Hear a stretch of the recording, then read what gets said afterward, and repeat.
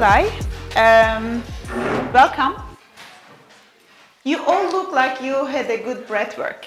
Like very alive faces, smiles. This is what it means to be alive.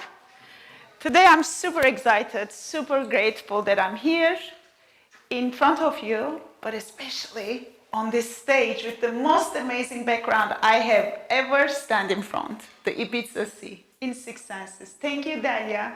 Thank you for bringing me here, and thank you for the opportunity to share about a passion topic that I have, which is leadership evolution. So, I'm a conscious business model designer, which means I work with leaders to design business models that are future flexible, that are respectful to humanity's values, well-being, as well as the planet's. And when I am doing this, the last 15 years of my life, I have gone through a lot of case studies. I have learned so many things, working with Fortune 500 companies, startups, scale-ups, some of them being of my own. And I was an academician, and I have worked in more than 8 countries, traveling around the world the last 15 years of my life. And now I am in Ibiza, landed here.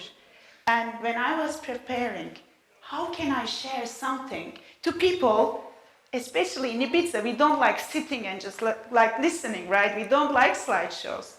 That could be really interesting, but at the same time valuable, that we can feel inspired and take back home to our companies something that is practical. And I forgot about the textbooks, all the theories that I wanted to share. And so here I am today to share something very personal.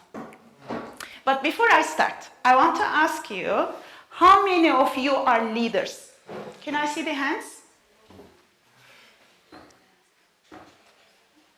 Okay, thank you. How do we define leadership?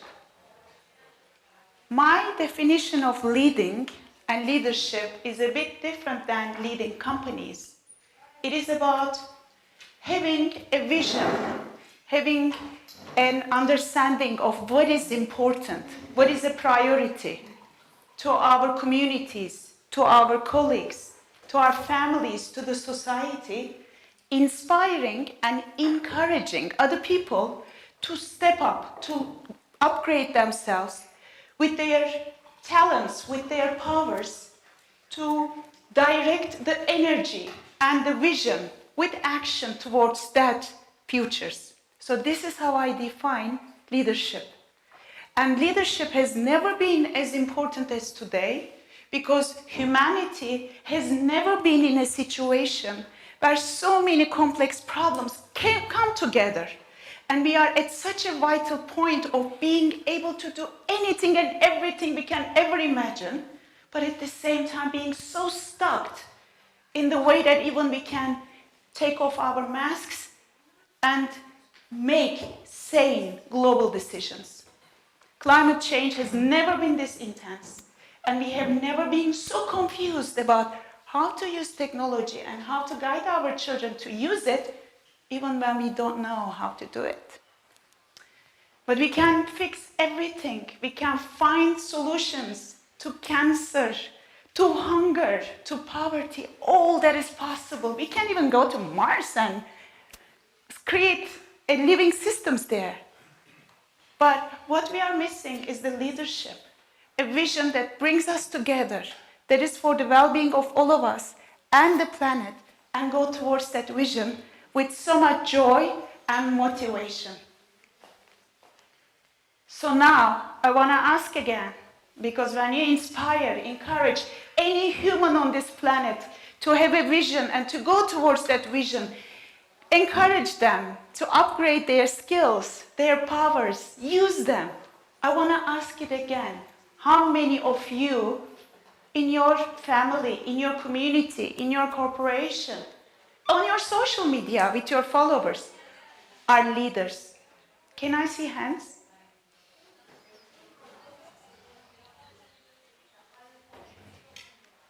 And one thing that I want to add, own it or not, do it consciously or unconsciously, we all have an impact.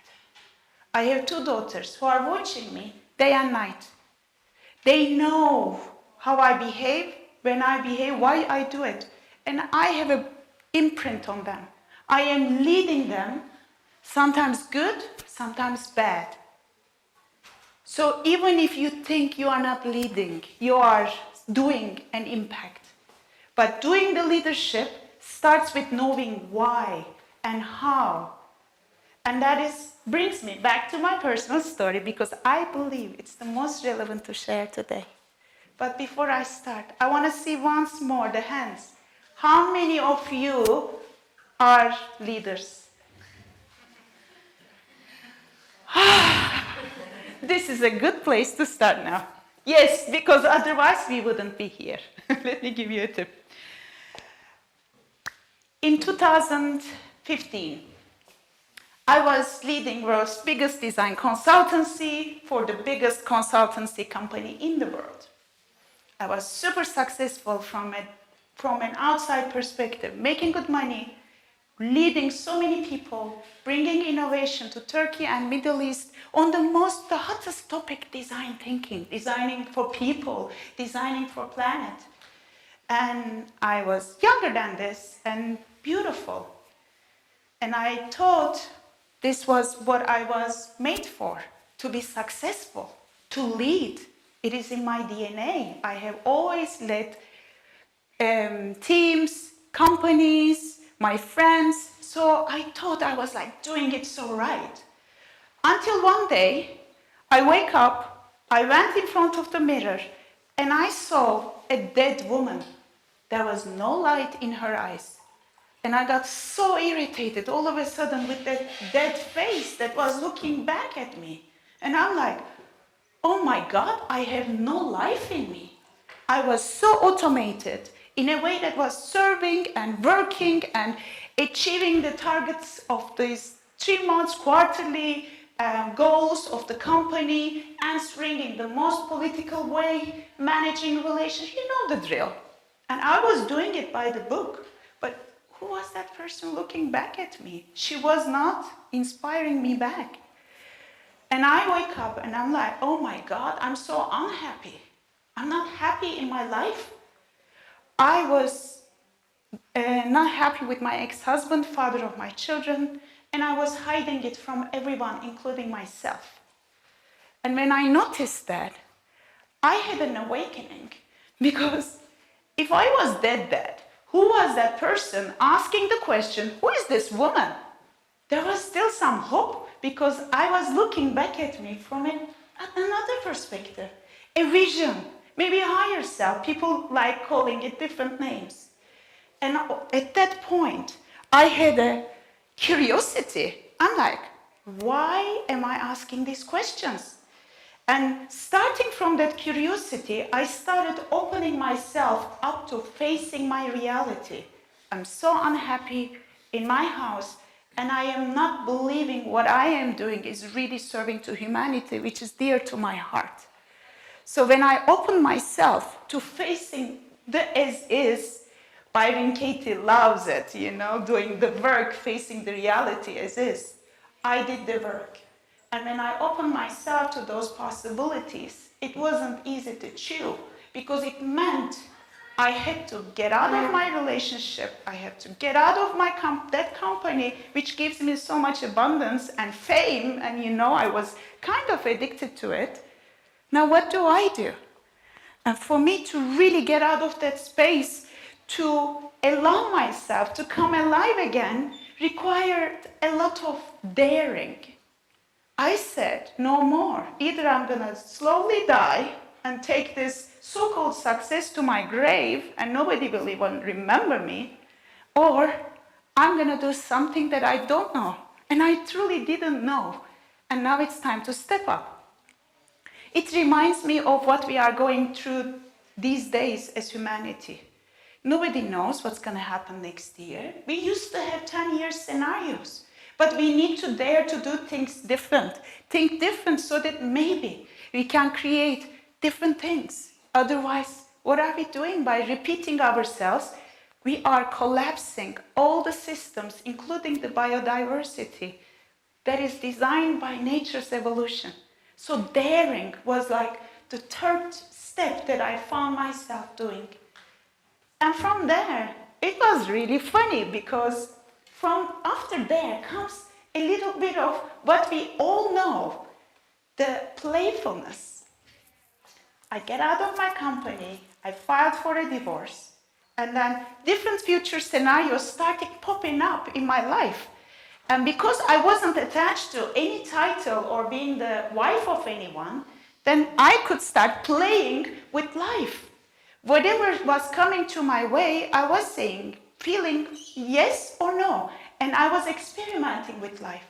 And you know, in that process of experimentation, one thing that I gained, actually I lost, which is I stopped judging myself so much. So this playfulness, like children, is very important. I know some things are so serious, like health and well-being and COVID. How are you going to become playful about it? But one thing for sure, if we start taking ourselves too seriously, then that if we lose the playfulness, it's not being alive. And design and innovation, experimentation is so important. It's vital for all of us. So as leaders of our communities, of our families and corporations, how can we bring back the joy of playfulness? Remembering our inner child. One thing led to another, and after being too playful, I noticed my mind was playful, but my body was not. Because I was so used to sitting in front of a computer, drinking a lot of coffee, sometimes eating junk for lunch. So my body was a little bit older than the playful mind that I awakened in me. So I decided to make the switch there too. I switched to plant-based food, I started drinking a lot of water, quit from alcohol, coffee, all those things. And my body regenerated itself and came alive, some new information that I started receiving through my body. When I can enter a field, and if I can read your faces, and I can receive from a garden what this garden really is telling me to do. We were talking about receiving the energy of the future selves. Yes, they are alive and very much alive among us right now. But for us to be really able to receive that energy, we need to shift the energy.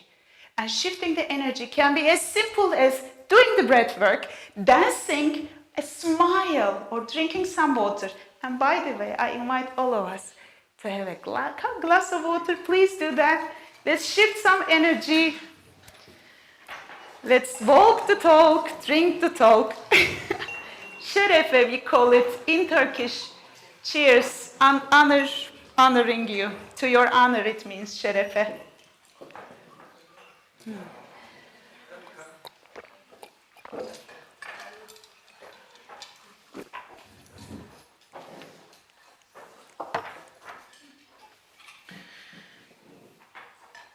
Shift the energy, receive the guidance, answer to the invitations. And I found myself looking for a guidance. And that's when I discovered Socratic Design Academy, and I started working with a philosopher on making myself wiser. And wisdom doesn't come from books. It doesn't come from talks. Wisdom comes from our own experiences. And in the academy, I rewrote my life philosophy.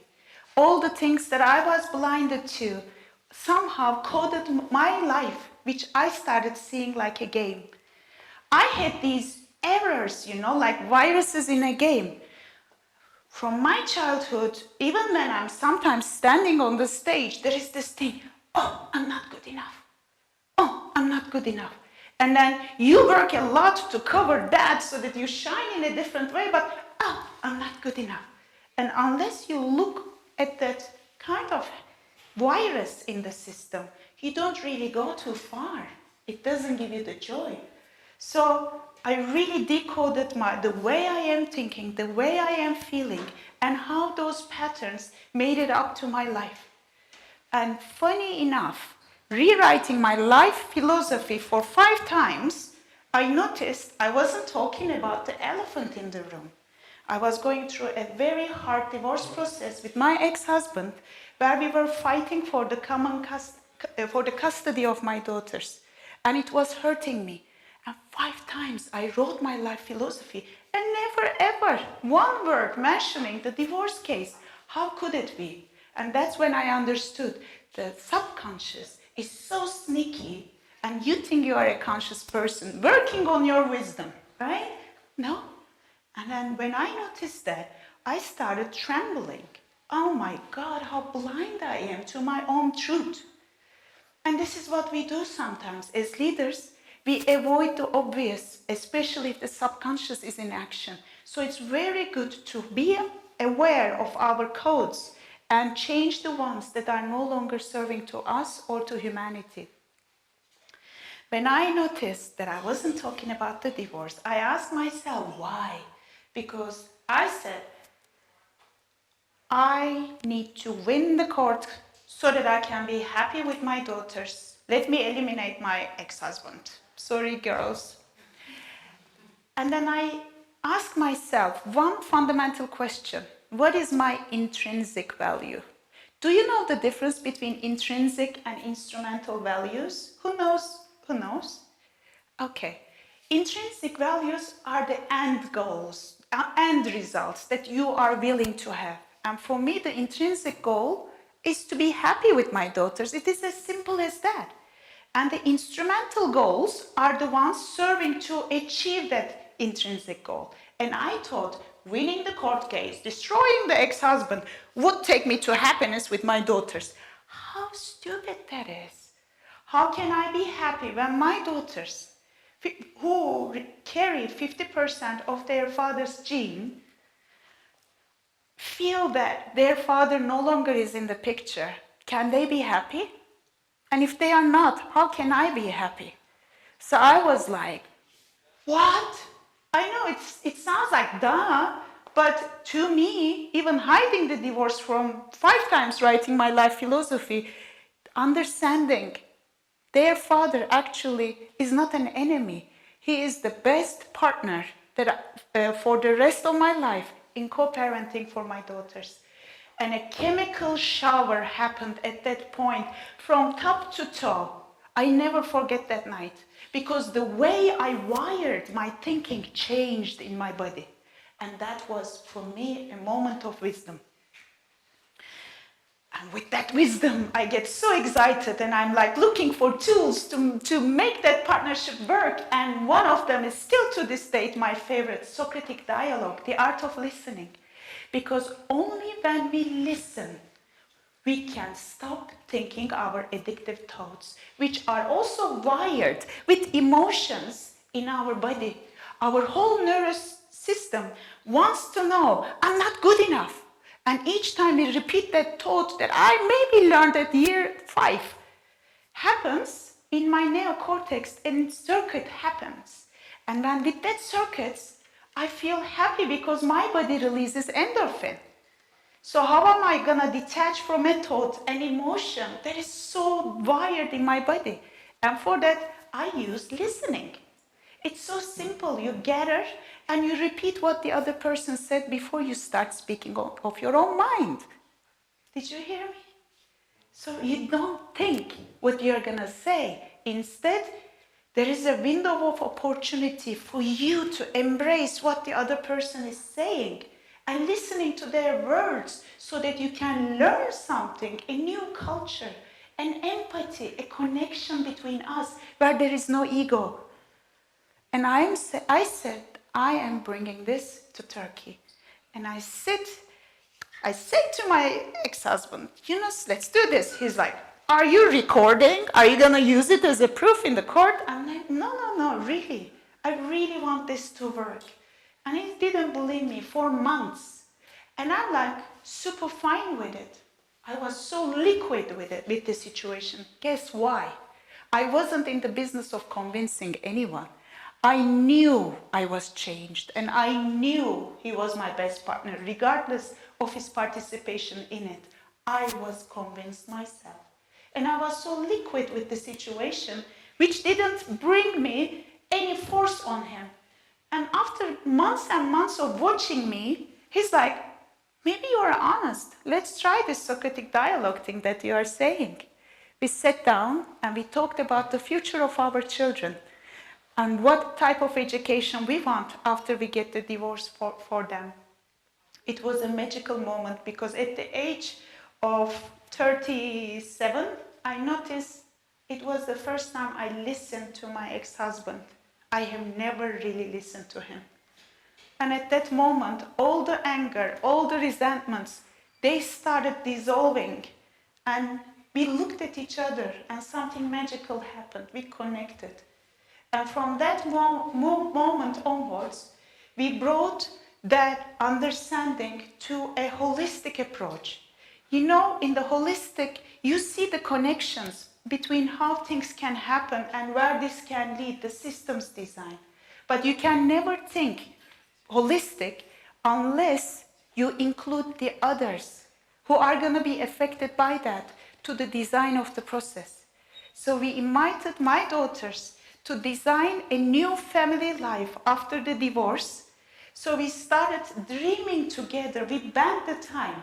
Instead of looking at the old data and case studies, I totally recommend to connect to a future vision, a dream that is going to carry you, your community, and your people to a new future that is maybe totally disconnected from what happened. I find it so absurd for fighting against climate change, fighting against COVID, instead of seeing them as opportunities to really shoot the rockets of new desires of what health and well-being can look like for us and for this planet. And dream something big instead of fighting with the old. Can we just stop fighting with the old and being so obsessed with it and use it with joy, with openness, with courage, so that we can dream something new? Let's bend the time. 10 years onwards. How many of you, I would really love to see the hands, have a vision, have a dream for yourself that is pulling you, that is motivating you? Yes, yes, yes, yes. And we are the lucky bunch. You are the conscious bunch. I wish that for the entire humanity. Then maybe then we wouldn't be so obsessed with watching the news and following all these dystopian Hollywood movies. Then with this bending the time came a point I noticed I was so ashamed and scared of my failure in the marriage. I wasn't really communicating myself in front of any person. My attorneys were guiding me, Canay, please do not play the strong woman in front of the judge. Make the judge pity you so you can get the custody. In Turkey, the law doesn't really work for the support of strong women. You need to be a victim. Please give me my daughters, because I was so abused. It was terrible. How can I be a mother if I'm a victim in my life, deserving to lead two amazing young women? I rejected it from day one. But in the end of the fourth year, you feel a little bit like, is it me? Is it the system? But then I noticed I never really accepted that how ashamed I was, failing my marriage and failing my daughters. And through this process, when I noticed it was me who was hiding, and everything that I experienced was nothing to be ashamed of, but a gift for me to give back to humanity, starting with myself and my daughters. I went there, and together with the father of our children, we asked the attorneys, we don't want to fight anymore. We are good, we have a common vision, and we want the common custody. And the attorneys say, are you crazy? There's no such thing in Turkey. We are like, we know, but we don't care. This is what we want. We went in front of the judge, and I tell her our story. How that, and she has been witnessing the worst side of us those 4 years. And I tell her, we are awake now. This is what happened. And she's like, no. And I'm like, why? because there is no benchmark to it. And because of this, because of that, we are like, okay. Then we go, we prepare again, and we went in front of her again. And she said, no, again. And we are like, okay, is it Turkey? Is it the system? Is it us? But then we found one thing, and this is a super important thing for a leader. That is conscious expression. What was important for her? What was she being challenged for? And how could we bring something to her that is going to ease her job, but motivate her to say yes to our case? And we told her how important, if she could change the application of law in Turkey, that would affect 4 million lives and end the abuse of children in the court cases. And she's going to be the first woman making that revolution in Turkey. And guess what? She was like, And she said, yes, but change this. But she said yes. She said yes to us. So we became the first couple who got common custody in Turkey.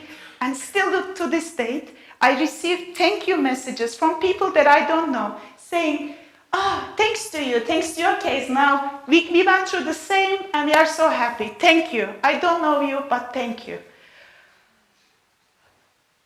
Looking back, I never planned for it. I could have never imagined how those dark times of that dead woman could end up changing the most rigid and oldest law, which is family law in Turkey, for the sake of all humanity. I would have never imagined it.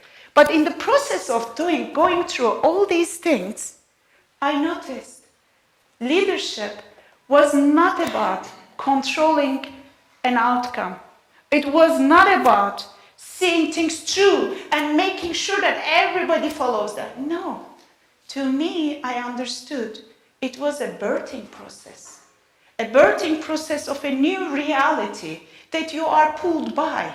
And with courage, with playfulness, you are totally present. You do the work, don't get me wrong.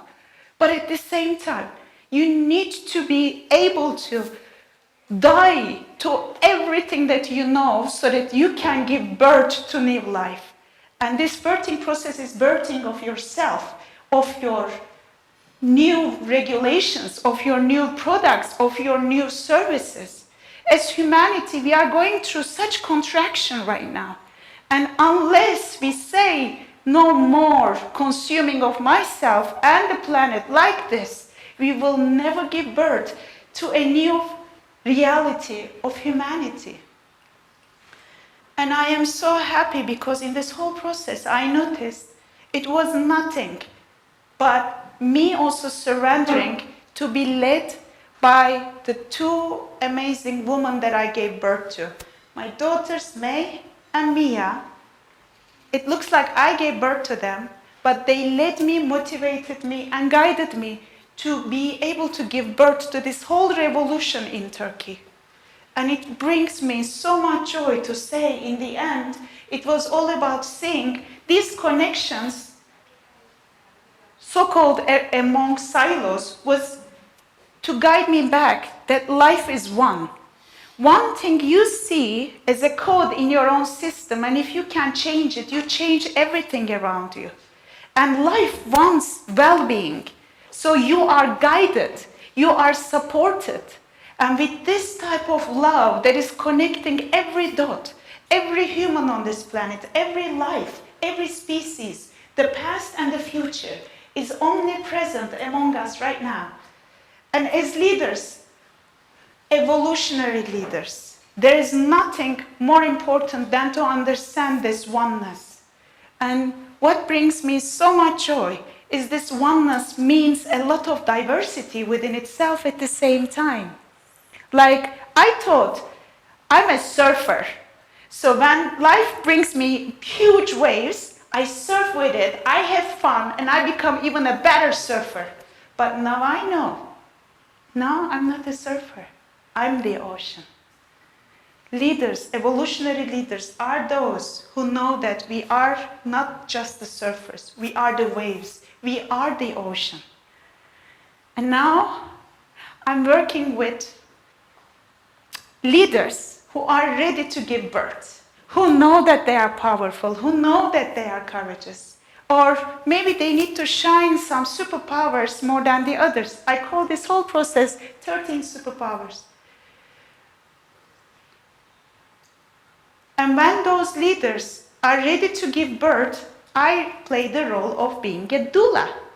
Because as we are giving birth to new realities, we need some courage, we need some motivation, we need some action, we need conscious business model design, we need motivation.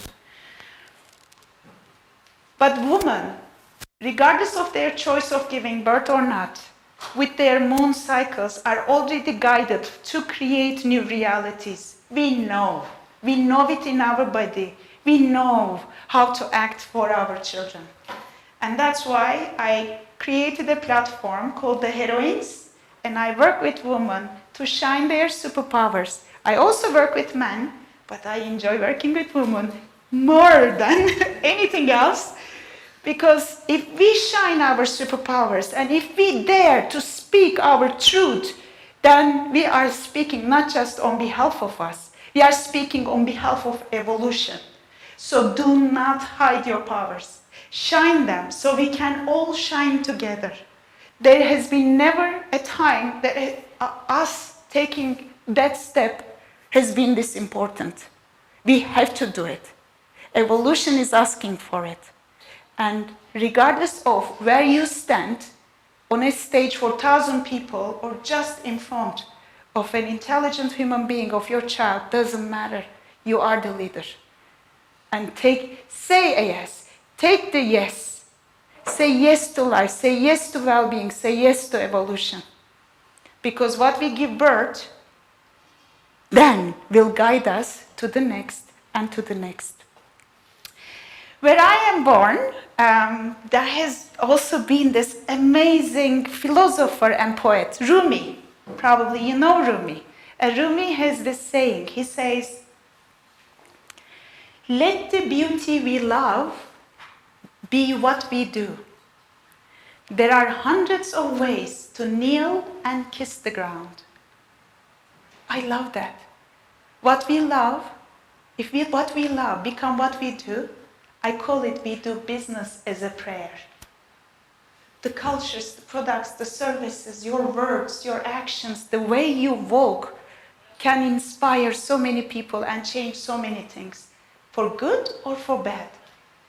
So in this room, I invite all of us with intention and attention to remember and reflect which ones are our superpowers and how can I help shine their superpowers, and how can I serve for that?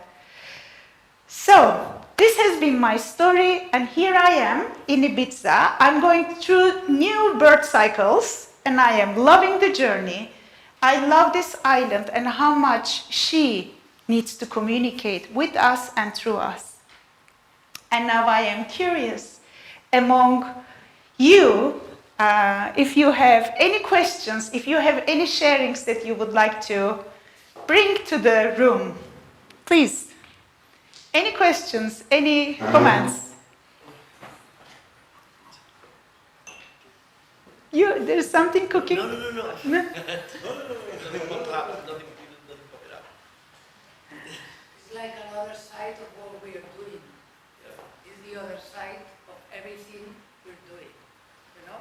Other side, you mean? Other side means like as a speaker, as a leader, you're telling us in another way the growth we experience in different aspects.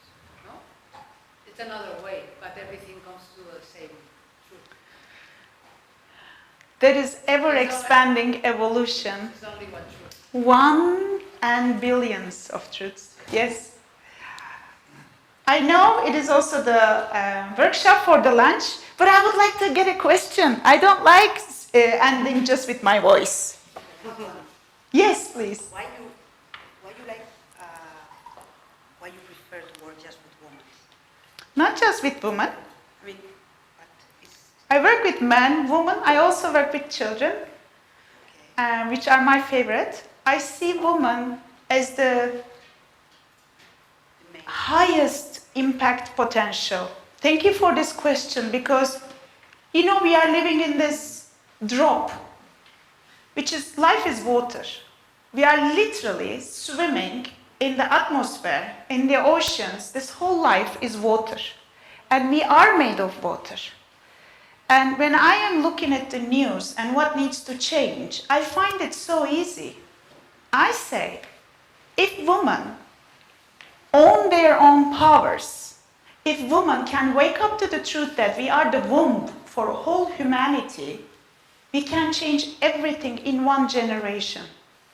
And if we can really free our inner waters, and in my experience, we really trash ourselves a lot with 85,000 thoughts on average per person. The smarter ones even think more. And now with our addicted thoughts, women has a tendency to degrade themselves, humiliate themselves. The real sexism is not something we should fight outside, it's in us. The moment I stop myself, silence myself, not only that I'm doing bad to me, but I'm also doing bad to them. So women need to speak, women need to realize, women need to stand up. And if we do that, men are ready, they are gonna follow. The feminine energy is rising. We feel it on this island, right? Man or woman, we all need to embrace our feminine qualities, emotions, the water. But as women, we can purify our inner waters so that we stop polluting the outer waters. And for me, the focus now is woman and water. That's what I serve. And on Tuesday, I'm doing also an online workshop at 5 to 6:30 p.m. You can see it on my Instagram on water and woman. But it's not just woman, but it starts with woman. That's my belief. Thank you for the question. Yes? When you were going through your reincarnation, so to say, what did you read or study that had the most profound impact on reaching your higher self? So for me to accept my reality, Byron Katie, her books, The Work, was an amazing tool. I noticed how many stories I was telling to myself that weren't actually true. So she taught me how to become like a scientist, reversing the sentence and proving that I was thinking the wrong thing and torturing myself based on that thought. So that is very fundamental. I then went to Socratic Design Academy. In the Socratic Design Academy, I worked with a philosopher, Humberto Schwab. It's also in Spain. And that helped me a lot to learn the Socratic dialogue and learn how to rewrite my life philosophy and find the viruses in my code so that I can recode my game. So it was amazing. And during this time, I started following a lot of beautiful philosophers who are not among us, like Krishnamurti, which then gave me the courage to look at my reality. I also have been introduced to plant medicine. When I started purifying my body and shift my energy, my path started colliding with people who were also on those journeys of transformation. So plant medicine brought me to Ibiza. I was invited to a ceremony here. I came here with my husband, Rudy, and after the third night, we ended up saying, yes, this is home. But there are hundreds of people, thousands of readings that inspired me. But I can never find someone or something closer to what I have learned from my two daughters, May and Mia. So I bow to their training to me, because from day one, when I was so blinded to my reality, they were telling me the truth that, Mom, you're a loving woman. Don't talk like that. Don't do that to the dad. Mom, are you okay? I was saying I was okay. No, you're not okay. The honest truth of a child, of your own child, of our guides is very important. That's what made me transform. Because we are given our children not just to take care of them, but they are coming as our leaders, knowing what future holds. We cannot lead from behind, so we need to really be so flexible and surrender to be guided by our children, the children of this planet, when they are whispering, yelling, shaking us. I want clean oceans. I want to have a life. I don't want to wear masks. I want to play. And those 5 things are the most essential. We need to start listening to children. And thank you for the question. My daughters. Yes. I have a question. It's really beautiful what I hear, so thank you very much. What do you feel about that it's also for men really important to feel the feminine side, the feminine energy, what they have also inside, to rebalance this also? What do you feel about that men are maybe leading through old energies, through old belief systems? No? I think women and men, we are the same, no? In the way that we are one. We have feminine energy, masculine energy. So what do you feel about that it's also important for men to be in this feminine energy, no? To rebalance this for themselves, because it's affecting themselves, but also the woman. No? We live together in one. So you prefer the woman, which is beautiful. Yeah. But what do you feel about, how do you look towards the men in this aspect? Thank you so much for this question. It gives me an opportunity to reflect just from a perspective of a woman who is activist for the feminine energy rising, but especially through women. So my perspective as a woman is, as women, when we are given the space and receive a support from men, it makes wonders. I know sometimes it's triggering, women talking about women and, like emotions, maybe it's too long and I'm sensitive, blah, blah, blah. I know, I sometimes get triggered about those things too. But when I know my man is standing there for me, not immediately answering, but like giving a space of listening, everything changes in me. There is this magic when we support each other. But because I said in the holistic, we cannot talk and think on behalf of others. Instead of me answering this question, I would like to also ask my husband, because he's running man circles and doing a project called Unconditional Man. What is very important for men to do going through this incarnation, she said, revolution or evolution, co-evolution. Rudy, would you like to say something? During the coffee break? Just like highlights. I think that we all have balances of feminine and masculine energy, and I think on a societal level, they are totally disproportionate out of balance on both sides. So we both need to do the work actually to balance. That's why I do work with men and with circles to bring out what we call toxicity. Even toxicity is not the right term because it means that we have good men and toxic men. Yeah, so it's more a term about things that we don't allow or that are not allowed any longer in society, that we don't judge good any longer. So, but it's more, I think, about for man creating brotherhood, sitting together also and accepting the things that we don't wrong. Because from coming from the old into the new world means that you need to let go of everything. You need to be letting go of the ego, of the control we had as men for thousands of years. This is not just one generation. This is genetical, it's ancestral. Yeah, it's not just from things we got from our father, from grandfathers, it's literally genetic coding. So there's a lot of work to be done. But just accepting that and knowing that and then wanting and willing to go through the process and understanding that from both sides, I think, is the key. Which means also listening to each other instead of shouting to each other or pointing the finger to each other and letting go of blame and guilt and all these things that no longer serve us. But that means a lot of courage. Mm-hmm. Yeah, because a lot of men are afraid. A lot of women are afraid. We are all afraid to jump into the unknown. But we need to hold hands together and jump in that unknown because the old doesn't serve it. Come here, let's all hold hands and jump into the unknown. Come, let's. Shifting energy is very important, you know. When you just sit and talk, it's not the same thing. I know. Okay. Jump into the unknown. Okay. 1, 2, 3. Oh.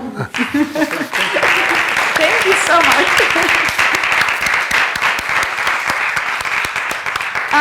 On Tuesday, I have the workshop. Here are my contact information. Please come in. Please join. Let's continue. 5 to 6:30 online. Thank you so much. Thank you for your patience, for your smiles, for your participation. I think now we have what is expected, the workshop for food, slow cooking. Thank you. Thank you. Thank you.